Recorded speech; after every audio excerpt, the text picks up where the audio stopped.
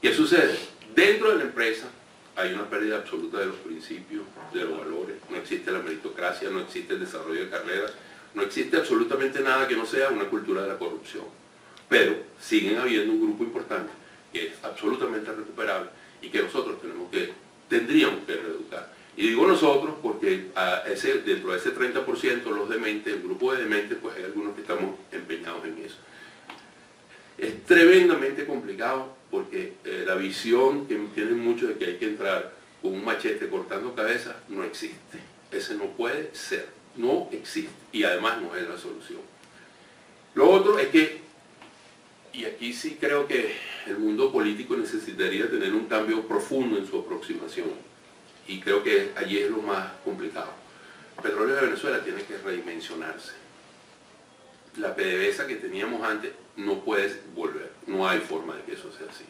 Necesitamos una empresa mucho más concentrada. Hay que hacer un cambio en el marco legal, hay que cambiar todo lo que tiene que ser la relación entre Estado y empresa. Hay que crear un ministerio que se ocupe de dictar políticas en esa materia, un ente nacional de energía que se ocupe de ser el que supervisa, controla y lleva toda la parte reglamentaria de eso. Y tenemos que tener una empresa del Estado, perfecto, pero hay que tener empresas nacionales privadas y empresas transnacionales privadas y empresas mixtas que permitan de alguna manera avanzar. Hay que proponerse algo que por mucho tiempo no se ha hecho, y está aquí, que el desarrollo es la industrialización de los hidrocarburos. Industrialización de los hidrocarburos es diferente que la parte petroquímica. Todas esas corrientes de agua, corrientes abajo de refinería, que definitivamente sirven para pinturas, sirven para hacer cauchos, lubricantes, etcétera, etcétera, que en Venezuela nunca se pudo avanzar.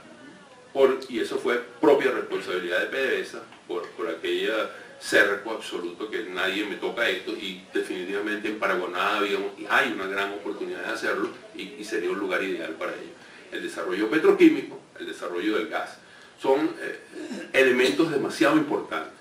No es posible que estemos a las puertas de una crisis severa, terrible, desde el punto de vista eléctrico en los próximos meses, porque igual se han hecho algunos avances, sería también mezquino negarlo, pero hay una problemática con el agua en el Guri, hay una caída tremenda. Están saliendo 5.000 metros por segundo y están entrando tan solo 2.000. Es una cuestión fluvial, no hay agua, no llueve, la sequía, el Niño, whatever. Pero resulta que las plantas de generación termoeléctrica no están acorde con ese momento. Y además de esto se alimentan de diésel o se alimentan de fuel oil y deberían estarse alimentando de gas. Pero es que el desarrollo de las moléculas de gas no se ha dado, porque ese proyecto Cristóbal Colón, como se llamaba, y ahora se llama Gran Mariscal Sucre y no sé qué, sigue sin estar poniendo las moléculas de gas donde tiene que ponerlas, sigue sin haber un desarrollo de gas. Hay un descubrimiento extraordinario en Falcón y no ha sido posible ponerlo porque hay una distorsión importante. De eso también podríamos hablar y daría para hablar todo un tema, porque con una gasolina regalada, imagínate cuánto cuesta el gas. ¿Y quién va a desarrollar el gas? Esas empresas están pidiendo que les pague $2.50 por millón de pies cúbicos. A Colombia le pagamos hoy en día $4.5 por cada millón de pies cúbicos que viene de Colombia, de Chevron que pasa por Maracaibo. Entonces, no hay forma de que tú puedas desarrollar también el gas y poner esto si no hay un cambio en el modelo político que implique un cambio en el modelo económico. Y para eso se necesita una voluntad política. Y el otro punto que está en la propuesta, que yo le voy a hacer llegar a esto a ustedes para que lo puedan tener y puedan tener una mejor idea, es que definitivamente hay algo que aquí es una cuestión conceptual y a mí me gustaría tu opinión, Gustavo. Desde el año 2003, esto es algo que viene rodando desde el año 2003, por lo menos en lo que a mí concierne.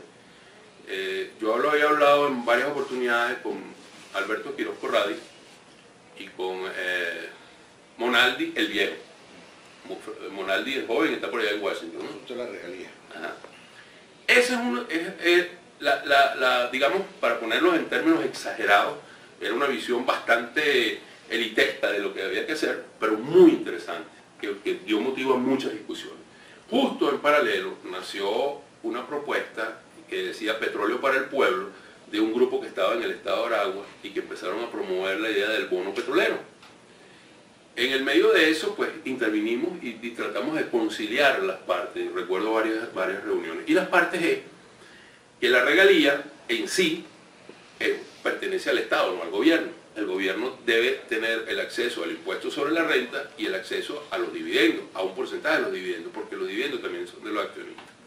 Y se desarrolló una propuesta que tiene que ver con la creación de un fondo que sería cuentaviente de todos y cada uno de los venezolanos. Por supuesto hay unas reglamentaciones, mayores de 18 años y hasta los 65 años, después de los 65 entran en un fondo de jubilación y todo esto, es bastante extensa, pero el concepto es que una porción importante de las regalías que hoy se va en todo ese aparato de gobierno, vaya definitivamente a un fondo que dedique a vivienda, salud y educación, y que invierta en energía y en turismo.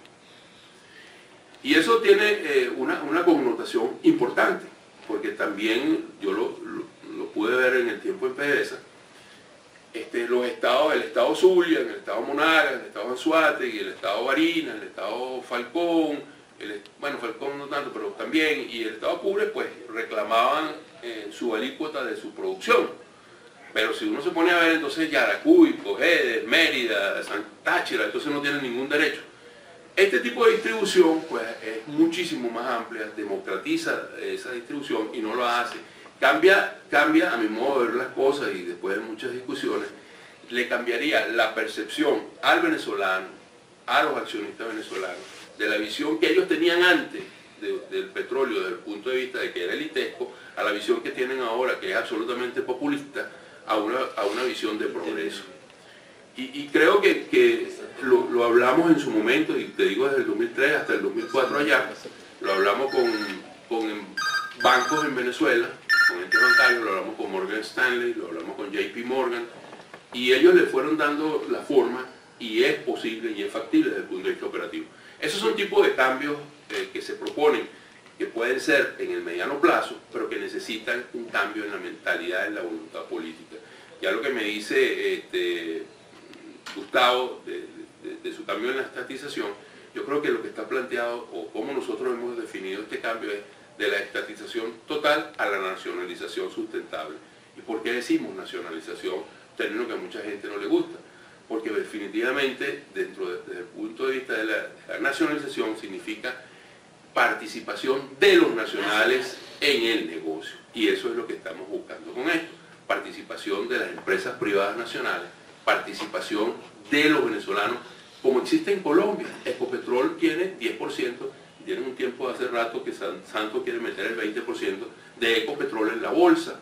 Lo tiene Petrobras y existe. Hay posibilidades de que eso se haga. Esa era otra idea que salió mucho con Alberto y con Luis Justi, de destinar proyectos que puedan contar con la financiación o con la posibilidad de que sean financiados por capital de los venezolanos y que reciban también los dividendos que eso produce. Así que son propuestas que definitivamente tendrían que ser analizadas y discutidas. Como le dije, yo se lo voy a pasar. Pero creo que si no hacemos este tipo de cambio, proponemos este tipo de cambio, vamos a estar repitiendo cíclicamente lo que ha venido sucediendo en Venezuela a través de toda la historia. Venezuela se ha convertido y hoy en día es absolutamente rentista, muchísimo más de lo que antes se criticaba, por supuesto ustedes lo saben, y hay formas de hacer ese cambio. Pero en resumen, si alguien me dijera cuál es la propuesta, luego de hacer un diagnóstico que pueda ser muy extenso, en el corto plazo nosotros necesitamos seguridad para garantizar la continuidad operacional. Es posible en el término de un año incrementar la capacidad de producción en 1 millón de barriles, pero eso no es sustentable, ese crecimiento en el tiempo, falso. Usted puede crecer, si lo queremos hacer de una manera consciente, a una tasa de 200.000 barriles interanuales. Eso quiere decir que meter 2 millones de barriles nos tardaría 10 años, por lo menos. A menos que se produzca un descubrimiento de gran magnitud, para lo cual habría que hacer un gran aporte en exploración, pero que no habría recursos, porque lo que pongas en exploración lo necesitas en el corto plazo para resolver otros problemas. Entonces, si uno dice, en 10 años yo voy a pasar de producir los 2,5 millones más el 1,3 millones a 5 millones de barriles, es algo que puede ser creíble. Llegar a 6 millones de barriles créanme lo que va a ser tremendamente complicado. Y lo segundo es que en el interín, por supuesto, no nos podemos ocupar de este tipo de cambios que tienen una connotación de aceptación política y tienen además un cambio de mentalidad. Pero sí es necesario iniciar este tipo de discusiones que por mucho tiempo se intentó y no se pudo llegar. Y creo que es un momento de cambiar muchas de esas cosas. Hay que cambiar esa mentalidad. Y lo otro, luego de esto, bueno, habrá que considerar muchas cosas. ¿Cómo quedamos nosotros con Petrocaribe? Por ejemplo, que es una pregunta que mucha gente se hace. Yo creo que la respuesta la tenemos. La iniciativa de Kerry, pues a mí me parece absolutamente una jugada maestra, muy importante. Y es una propuesta, y esto sí lo digo claramente, lo hablé con Enrique. Yo le dije a Enrique, nosotros no podemos seguir diciéndole a la comunidad del Caribe que en el caso de que hay un cambio de gobierno se acabó, no le vamos a regalar más petróleo. Nosotros, eso primero es incorrecto desde el punto de vista de política externa. Y segundo, es absolutamente contraproducente si nosotros queremos que la gente nos apoye. Luis, si yo gano, te voy a votar de vuelto, créemelo. Pero Luis, vota por mí. Espérate un momentico, eso no tiene sentido. Entonces, no se trata de una oferta engañosa. La oferta, por ejemplo, que hacen los Estados Unidos, esas islas del Caribe, que PDVSA antes suministraba a través del Pacto de San José, en un acuerdo con México, que después México nos dejó solo también en el camino, que es una iniciativa de la época de Humberto Calderón Berti, si no me falla la memoria, tiene sentido. Esas islitas son islas que consumen muy poco combustible y necesitan una suerte de barco lechero que vaya dejando, que eleve a los costos y que definitivamente no lo hace desde el punto de vista comercial factible. Ahora bien, el desarrollo con energías alternas, la posibilidad de nosotros colaborar para que eso sea posible con ingeniería nacional, digamos, con recursos venezolanos que sirvan a cambio de contraparte al crudo o a los combustibles que se le va a estar entregando mientras que eso sucede, pues comienza a tener un sentido. Lo que quiero decir es que tiene que haber una propuesta de transición del regalo a la autosustentabilidad de esos países desde el punto de vista energético. Y eso también es posible. Y creo que así como está eso, hay otras opciones que en un nuevo modelo político podrían ser posibles. Oportunidades de interactuar con Colombia son realmente extraordinarias, esa es una posibilidad cierta. Complicado recuperar el mercado de los Estados Unidos, pero no imposible. Tendremos un competidor muy grande si el modelo de apertura finalmente se materializa. A mí ya me parece una utopía lo que está pasando, ¿no? Porque nunca pensé que lo iban por lo menos a anunciar y lo anunciaron. Y México tiene una potencialidad tremenda, pero todavía tenemos un espacio para volver a rescatar para volver a rescatar el mercado de nuestros crudos pesados. No es tarea fácil, pero creo que es imprescindible un cambio político, cierto, pero hay que comenzar a trabajar en esto, hay que comenzar a discutir sobre este tema, porque mucha gente ve a la industria con una falsa visión y creen que es la tabla de salvación. Podría ser la tabla de impulso, pero no la de salvación. Hay otras cosas que hay que hacer para que eso pueda ir adelante. En todo caso, y también se lo decía Luis, y lo he dicho con Alexis, lo he conversado otras veces, de tratar de hacer algún tipo de encuentros, de discusiones, de debates sobre este punto. Con Luis Prieto pues lo he discutido en muchas oportunidades y todavía no hemos logrado consolidar algo, pero creo que ya están dados los primeros pasos para que este tipo de propuestas en esta área en particular cuenten también con la participación de todos ustedes. Horacio pues es un nivel de producción, yo soy el de refinación, pero todo lo que ha mencionado Horacio en su palabra ya lo hemos compartido con otras personas. Yo creo que quizás con Horacio me parece mentira, pero hemos hablado menos. Venezuela, PDVSA no es, y eso entiéndalo como quieran entenderlo, y eso no hay duda. Hablaba Horacio de desplazar a los que están allí. Ese es uno de los problemas fuertes, pero es práctico y sencillo, sí se puede lograr y sí se puede hacer. Bueno, mencionó a José Gregorio, a Peñalosa y tal, que siempre nos trae buenos recuerdos a Quiroz Corrales, pues con que compartimos juntos varias cosas. Mito Juan, yo fui accionista de Mito Juan. Hay algo que yo no voy a concretar, yo quizás tomar alguna nota, pero quiero concretarme para 10 minutos en algunas cosas. Hay algo que sí podemos hacer de aquí desde el punto de vista de la industria petrolera, que es educar. Nosotros tenemos que educar, comenzando por los políticos, Horacio lo dijo en otras palabras, sobre lo que es la industria petrolera. Yo creo que en el pasado, y lo que hay que aprender no es añorarla, en el pasado la industria petrolera no supo educar a los políticos en materia petrolera. Le dieron una responsabilidad de el comandante Fausto, ¿verdad? Y yo entrenaba el petróleo, yo me reunía con él a mi oficina y nos reuníamos una vez por semana, oye, yo le explicaba el petróleo. Después me di cuenta que lo que me estaba era tratando de ver cómo aprovechaba él lo que yo le estaba dando y tenía instrucciones de decirle todo lo que quería. La educación es indispensable en este sentido. Y yo creo que parte de la gran responsabilidad que está viviendo en Venezuela la tenemos. Yo me incluyo. ¿Sí?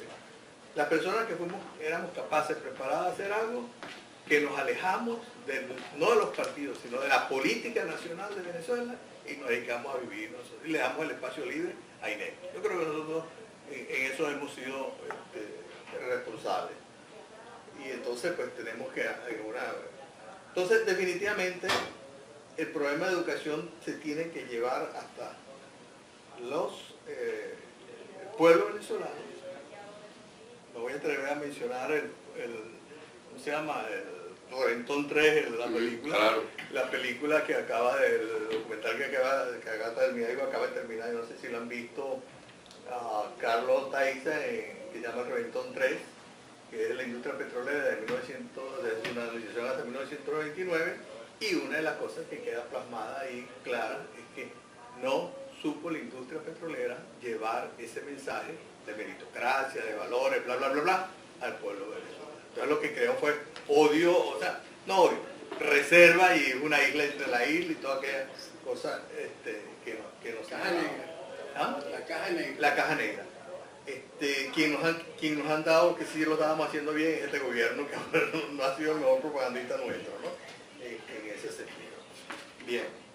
Por cierto que estamos planeando 2 foros sobre esa película, sobre ese documental. Uno en Weston y uno en Miami, será oral, para hablar sobre ese tema.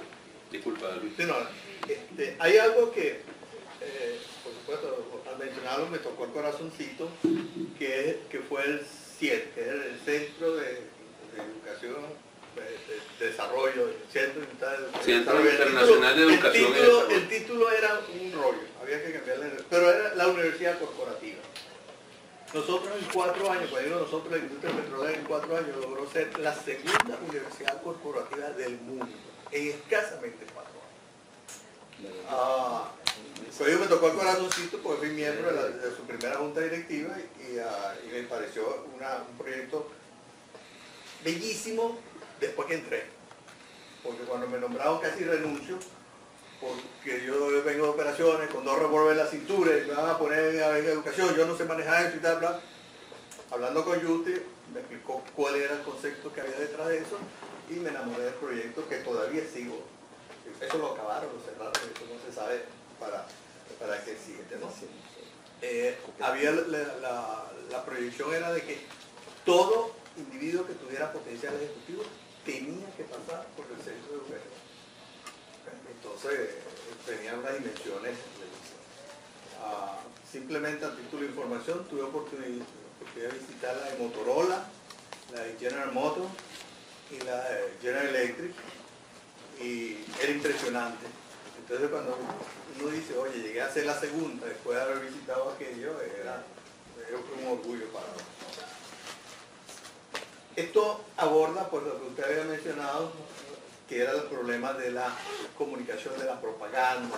Es muy difícil hacer propaganda para la gente honesta sobre cuestiones de demagogia y de embuste. Y esa es la ventaja que tienen estos regímenes. Pues te hacen propaganda sobre algo que saben que es mentira, que es verdad, y te saturan. ¿Okay? Y cuando tú eres honesto no puedes hacer propaganda sobre algo que tú no puedes. Entonces, esa es una desventaja, ¿no? En la cual no tenemos mucho que que poder, ¿cómo se llama?, defendernos. Bien, quizás quiero completar con algo o enfatizar. La operación hay que continuarla. Paralelamente, y yo creo que Horacio fue bastante la saciedad, dijo, el petróleo no va a ser la panacea, no va a ser la solución. Hay que ir desarrollando otros campos. Llámese agricultura, llámese turismo, llámese lo que quiera, como ganadería, etcétera, etcétera, etcétera. Pero hay que ser paralelo. Los proyectos tienen que ser en forma.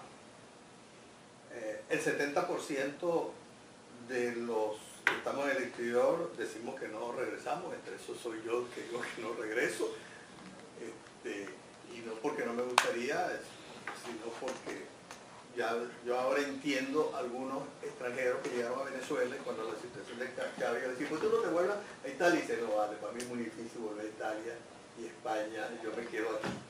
Y se quedaron, mandaron a sus hijos, pero se quedaron ellos. Llega un momento que eso se hace difícil, pero sí, de ese 70%, yo creo que un porcentaje alto está dispuesto a ir solo, sí, trabajar, dejar algo formado y regresar. ¿Okay? De dónde se queda, pero su familia no la lleva, la deja aquí. Y eso lo hemos conversado. Nosotros tenemos una reunión mensual de petroleros, donde compartimos y hablamos, porque no ha habido forma todavía que mi generación entienda que tenemos que involucrarnos en la política del país, como petroleros. Y bueno, eso es todos los primeros miércoles cada mes. Este cristiano trata de convencerlo, trata de, mira, vamos, entonces dice, no, Luis, nosotros no somos políticos. Luis, no somos políticos. Al extremo que yo he tratado de invitar he invitado a esos almuerzos a algunos personajes que tienen una connotación política.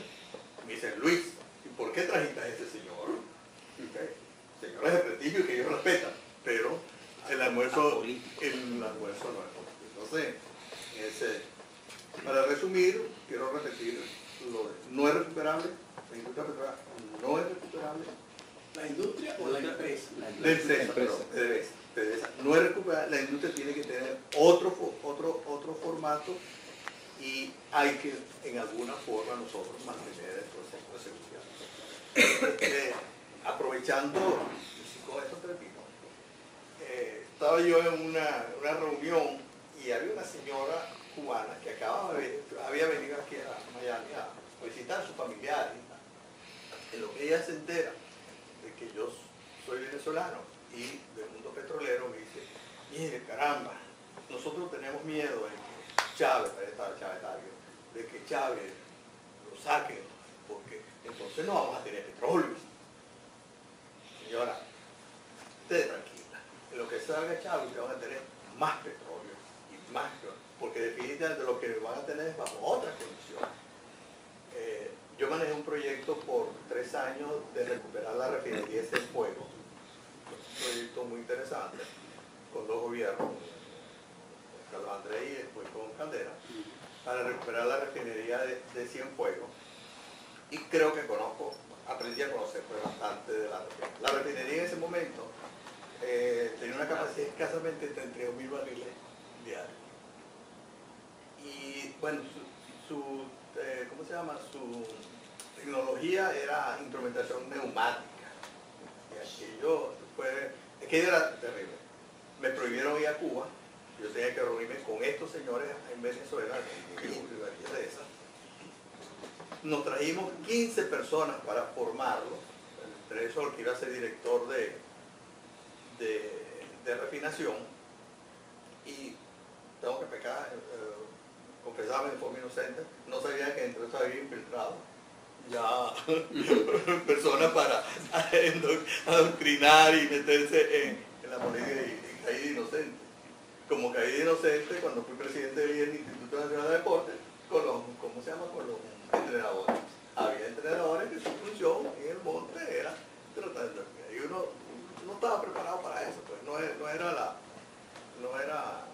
la que esto lo hice siendo aún, o sea, sería mi trabajo en Petróleo de Venezuela, no era en casa de mi trabajo.